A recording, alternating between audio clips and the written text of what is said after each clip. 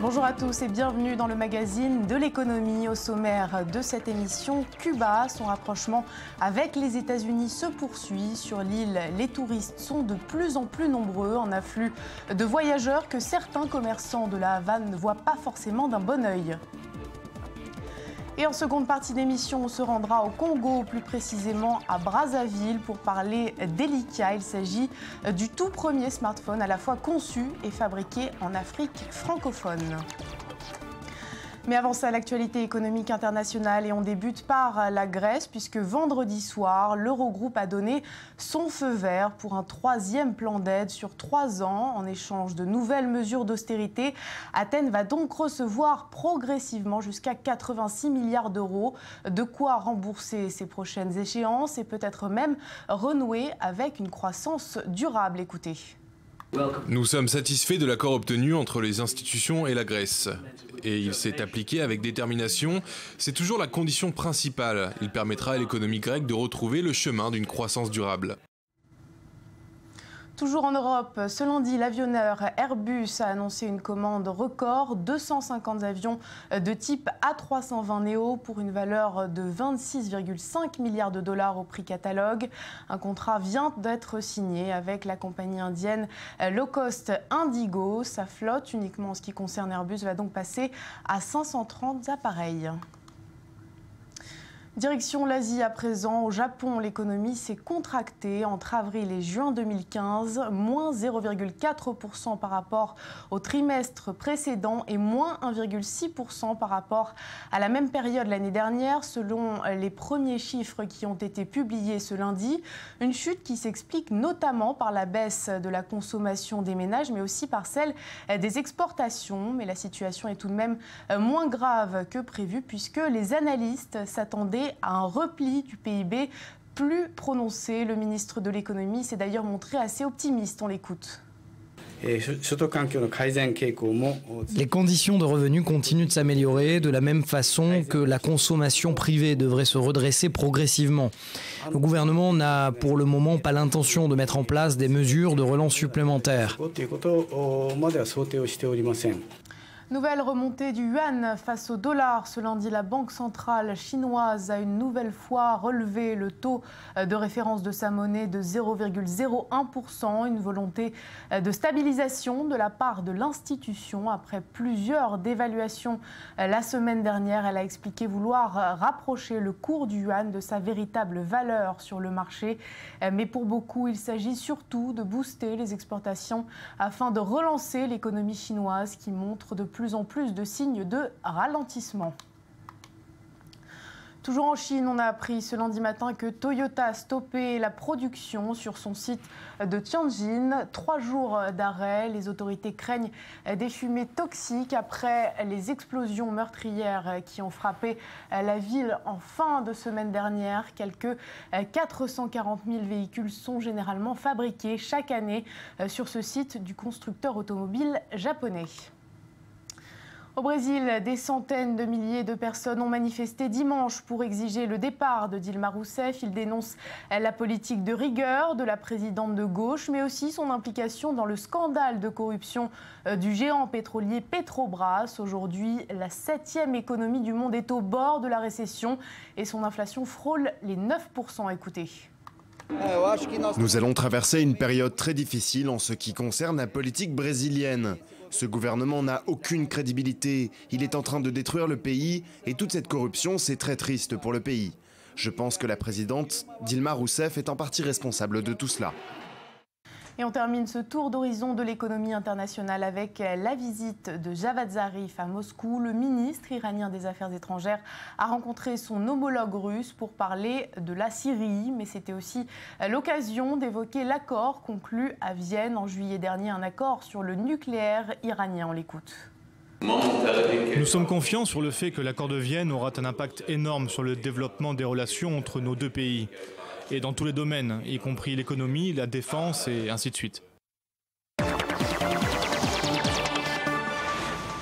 Ça faisait 54 ans que le drapeau américain avait été retiré de l'ambassade des États-Unis à Cuba. Vendredi dernier, il a fait sa réapparition sous l'œil attentif de John Kerry, un dégel des relations diplomatiques entre les deux pays qui a débuté en décembre dernier et qui a donné envie à de nombreux touristes de visiter la Havane. Près de 16% de voyageurs supplémentaires rien qu'au premier semestre 2015. Les détails en images avec Anthony Lesme. Le drapeau américain flotte de nouveau à la Havane, une réapparition historique à laquelle a assisté John Kerry. Jamais depuis 1945, le premier chef de la diplomatie américaine n'avait foulé le sol cubain, un symbole de la réconciliation entre les deux pays. Nous sommes persuadés que le temps est maintenant venu de nous rapprocher, deux peuples qui ne sont plus ennemis ni rivaux, mais voisins. Si l'embargo économique imposé par Washington n'a pas encore été levé, il a été assoupli. Et la première conséquence visible de ce rapprochement, l'afflux de touristes sur l'île de Cuba.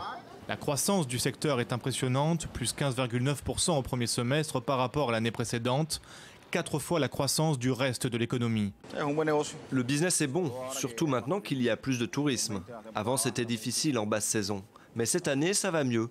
Il y a plus de clients. On dirait bien qu'avec le rapprochement avec les États-Unis, plus de touristes viennent.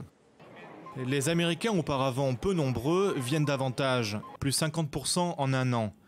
Les Européens se précipitent aussi, notamment les Français, plus 28,5%, ou les Britanniques, plus 27,5%. Pourtant, l'arrivée de ces nouveaux voyageurs n'est pas toujours vue d'un très bon œil. S'il y a beaucoup de touristes et peu d'hôtels, ça va peut-être faire monter les prix. Il n'y a pas encore d'infrastructure pour ça. C'est possible que dans les prochaines années, il y ait un investissement et que de nouveaux hôtels soient construits. Plusieurs projets immobiliers ont déjà débuté. Il y a notamment le groupe industriel français Bouygues qui envisage de construire 2 hôtels en front de mer à la Havane. Une ruée des investisseurs étrangers, mais qui pourrait changer le visage de Cuba. Les touristes étrangers arrivent en pensant qu'il y aura dès demain un McDonald's ou quelque chose comme ça. Vraiment, je dis que non. Je ne pense pas qu'il faille se dépêcher de venir ici. Le changement prendra du temps, ça se passera naturellement et d'une manière qui convienne aux Cubains. Le touriste a déjà rapporté 2,6 milliards de dollars en 2014. Un secteur essentiel pour les rentrées en devises, les investissements et peut-être, si les richesses sont bien réparties, le bien-être des habitants. On part à présent au Congo à la rencontre de Véron Mankou. C'est un entrepreneur qui a lancé en 2012 un smartphone. Il s'appelle Elikia, un écran tactile, un appareil photo, une connexion 3G. A priori, rien ne le distingue de ses concurrents, sauf peut-être son prix, un peu moins de 65 000 francs CFA, environ 100 €. Et alors qu'il était auparavant fabriqué en Chine, sa production a récemment été rapatriée à Brazzaville. Objectif, devenir le premier smartphone 100% africain. C'est un sujet de Laura Duhamel. Au départ, il s'agissait de créer un ordinateur portable à moindre coût. Mais le projet a muté et aujourd'hui, Véron Mankou est fier de présenter au Congo les premiers téléphones conçus et fabriqués en Afrique francophone. Depuis lundi 13 juillet, on a maintenant des produits conçus en Afrique et assemblés en Afrique.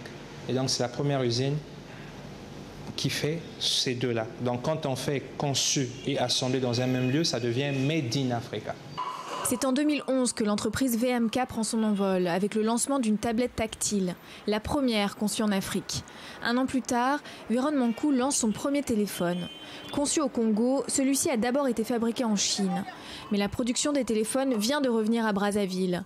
L'entreprise emploie désormais 200 personnes et vise à terme une production de 350 000 appareils par mois. En vente au Congo, les appareils Elikia sont aussi disponibles en Côte d'Ivoire et bientôt au Nigeria, pays le plus peuplé d'Afrique. Nous avons l'assemblage. Après l'assemblage, nous avons les tests. Et après les tests, si ce n'est pas concluant, ça va à la réparation. Après avoir été réparé, ça revient encore au test. Si c'est conclu, ça continue. C'était quand même un grand challenge parce que quand on a commencé à parler de ce projet d'avoir une usine d'assemblage en Afrique, les gens nous ont un peu pris pour des fous. Mais Véron Mancou est un visionnaire. Pour lui, avec la montée des salaires en Chine et plus largement en Asie, il fallait trouver une nouvelle terre de production. Et cette terre, c'est l'Afrique. Car en plus de salaires plus bas qu'ailleurs, le nombre de possesseurs d'un téléphone mobile explose sur le continent. Selon un rapport publié en 2014 par l'Association des opérateurs mobiles, il devrait passer de 311 millions en 2013 à 504 millions en 2020, soit une progression de plus de 60%. C'était incroyable, c'était invraisemblable de le faire en Afrique parce que notez qu'en Afrique, ce n'est pas dans ce secteur qu'on nous attend. On nous attend certainement dans l'agriculture, dans les énergies, les hydrocarbures, l'élevage et tout ça, mais on ne nous attendait pas dans la conception de produits technologiques. Pour le jeune entrepreneur, les investisseurs n'ont pas encore compris l'immense potentiel du continent africain. Et pour financer sa société, le jeune homme a dû faire appel à un don du gouvernement congolais. Mais Véron Mancou en est persuadé, le temps de l'Afrique est arrivé. Le panafricanisme est en train de grandir chez les consommateurs. Pour lui, le futur, c'est produire africain et consommer africain. Nous sommes à présent en ligne avec Thierry Barbeau. Bonjour. Bonjour. Alors vous êtes le directeur du site internet www.info-afrique.com et vous revenez tout juste du Congo. Vous connaissez également VMK qui fabrique donc les smartphones Elikia qu'on a pu voir dans le reportage. Quels sont les intérêts pour cette entreprise de fabriquer ces produits de façon locale ? Alors, je pense que ça a été bien expliqué par Monsieur Mancou. Effectivement, l'intérêt, c'est de relocaliser la construction et l'assemblage de ces téléphones. Et puis, vous l'évoquiez là aussi également, on mise en 2016 sur 500 millions de téléphones mobiles en Afrique. C'est plus qu'aux États-Unis, c'est plus qu'en Europe. Et puis surtout, une transition entre des téléphones mobiles ancienne génération et des smartphones. Donc aujourd'hui, il y a une demande énorme pour ces smartphones qui ne représentent que 12% du marché. Il va y avoir une explosion de vente de ces types de téléphones mobiles. Et moi, je l'ai constaté effectivement sur le terrain hier encore. L'Elikia est bien acheté, les Congolais l'utilisent. Est-ce que ça peut fonctionner? Est-ce qu'aujourd'hui, le Congo et plus généralement l'Afrique est capable de produire de façon aussi efficace et surtout aussi bon marché que certains pays asiatiques? On pense notamment à la Chine, par exemple.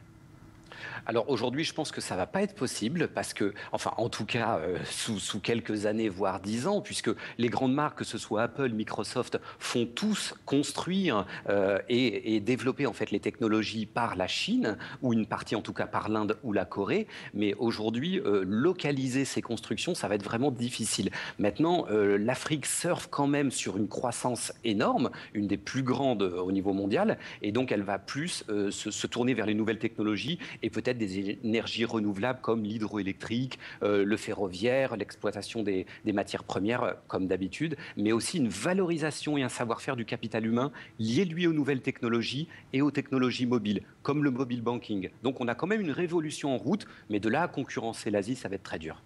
Et justement, avec ce marché très important, est-ce que le numérique peut être un moteur de croissance pour le Congo? Est-ce que ça pourra éventuellement compenser la chute des cours du pétrole?